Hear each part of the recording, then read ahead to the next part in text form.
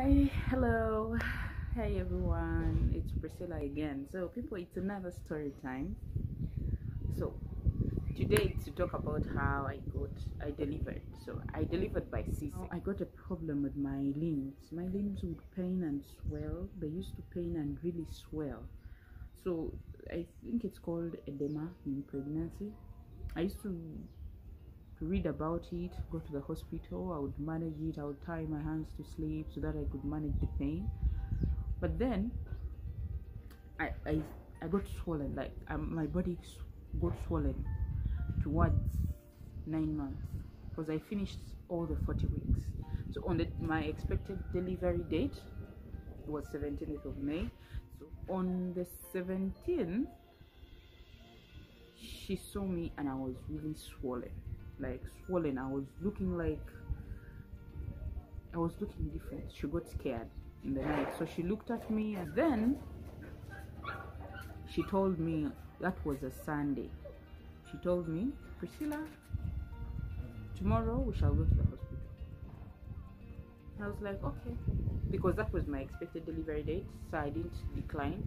I was like, okay. Kumbe, for her, she had seen something different, so she was worried, scared, and she used to get like these bad dreams, really bad dreams about me dying with my baby there and all that. So what happened, we to go to the hospital. So on the 18th we went to the hospital. So I went like for a general checkup, the daily checkup I used to go for, like monitoring the pregnancy and all that. Then this doctor, it was a nurse, she holds my card and she's like, lady, first go there. Then I explained my hands pain and all that.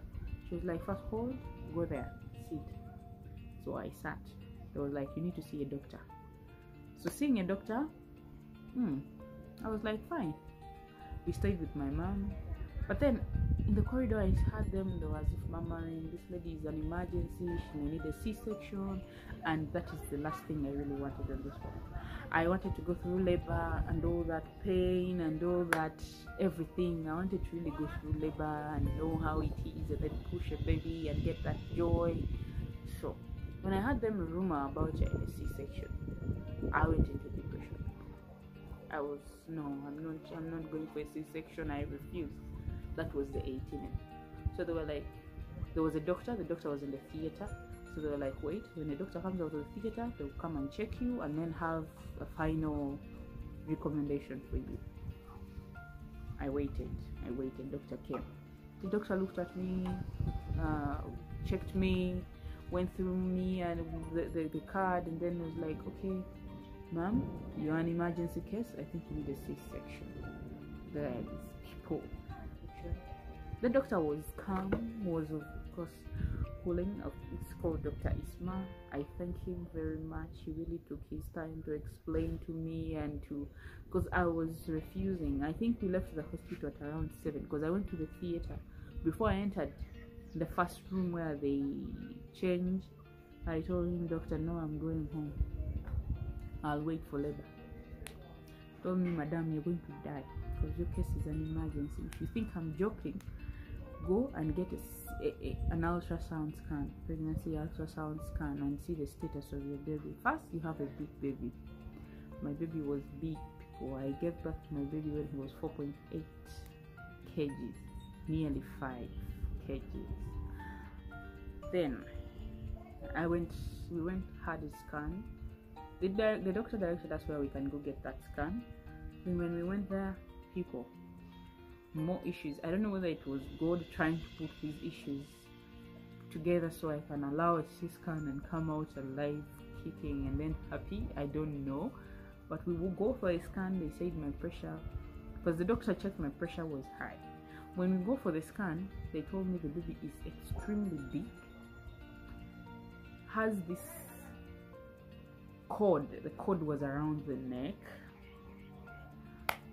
Baby was in, I don't know how he turned. It was slightly not down, like the head was not completely down, hadn't gone to the pelvis. That is how I was. That was on the 18th. I told my mom, no, I'm not going for a C-section. I don't know what I was thinking. We walked back home.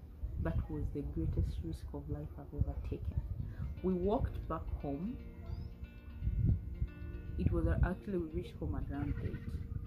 Me refusing a C-section. I was asking my mom, why did that doctor tell us to go to that specific place for the scan? No, if this is true, we have to go to another place and confirm. So morning comes. Of course, the night was hard. My husband called me. Of course, he knew what was going through on throughout the day. I informed him of what was going on. He just told me, Priscilla, if that is the option, please go. It is okay, you're not going to die from there. Guys, just the thought of someone is going to open you and then put you back was like, no, for me, no. I just didn't want that. And then I just didn't want, I thought nothing. I took a very warm bath. I think I bathed like for 2 hours that day. I stood in the shower, warm water. I stood there, I was crying. After that, I talked to my husband. I was crying. My mom was there. She failed to pray. She called her prayer partners. Guys, people, it was just hard for me that day to accept a C-section. I wanted to go through the whole experience, like labor comes this way, your water breaks, and because I had read all those things and I was just looking forward to them. And I had actually told my mom I had practiced how I'm not going to shout when I'm in labor, how I'm going to be very calm. So the day comes and I'm like, okay. The next morning came with 19. I told my mom, let's go to another place. I get an ultra scan. If it says the same thing, I'll go for the C-section. We went to another place, so we find this lady. The stenographer was a lady that day. So she checks, she tells me the same things. Your baby is extremely big and has the umbilical cord around the neck, so it's risky to push because you'll push and kill the baby. It needs a very experienced midwife to do delivery if the baby has the cord. Then she was like, your placenta is in a risky time, it's about to rupture, I hear. And I was like, okay. I started crying again because I really didn't want it. Then she asked, why have you decided to take a scan today? And I was like, yesterday they told me I need an ultrasound scan. Then because my pressure is extremely high, I refused the C-section. The lady told me, lady, if you want your life and you want that baby's life, please go right now. You don't have time. I was like, what? Then she was like, you don't have time, but let me take 10 minutes of your time. Guys, this lady sat me down and explained to me the same condition and me how she was in the same condition 6 years ago. And she told me, it is not the end of life, it's going to be a beautiful experience and blah blah. But I think it was still God trying to tell me, please go before time, go before I stop. I just stop holding your life. Go before, accept before I just be like, okay, now you come to me. Your people still need you. That's how it felt like, because this lady also explained the same things Dr. Isma was telling me. After that, I just walked straight because that ultra scan was not far from the hospital. It was just like cross the road and then go to the hospital. So I went back to the hospital. Dr. Isma had told me in the 18th to come back at 5 a.m. I think he was just counting hours for me. I refused. I went back at 11 a.m. That's when I reached the hospital. The other doctor just looked at me like this. He shook his head and he told people, that is an emergency case. Oh, prepare the theater. Right. That's how I went to the theater. I accepted that.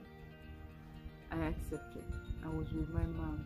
Still the morning we walked on foot and went to the hospital. We walked on foot 3 kilometers. Went, reached. I was given water to cool me down. Then we went to the theater. Guys, I went to the theater. And then they removed the spoon. My pressure was high. I hear 100. What? The upper one. The lower one was now 100 something. I'm like, the moment they removed my baby, I was looking at the machines like this. My baby pooped immediately. They told me you've just survived, lady. Immediately my baby pooped, and it was much meconium, much of it. Guys, I looked like this. The doctor just told me the baby's poo is here. In case he doesn't poo, he has already pooped. Guys, I looked, I was like, God was just saving me. This stubborn head of mine, God was just saving me. My baby cried. It was a very big baby boy, like almost 5 kgs. Big baby boy, handsome. Then that's how I was taken now to the recovery room after the whole process in the theater. They gave the baby to my mom. My mom was extremely happy. The first grandson, the first grandchild for her. You couldn't get visitors to come and visit you. No one would come and visit you because it is COVID. My husband was fighting his first baby. You cannot, I don't know, I couldn't see the experience. I didn't see the joy. I didn't see the any. It was just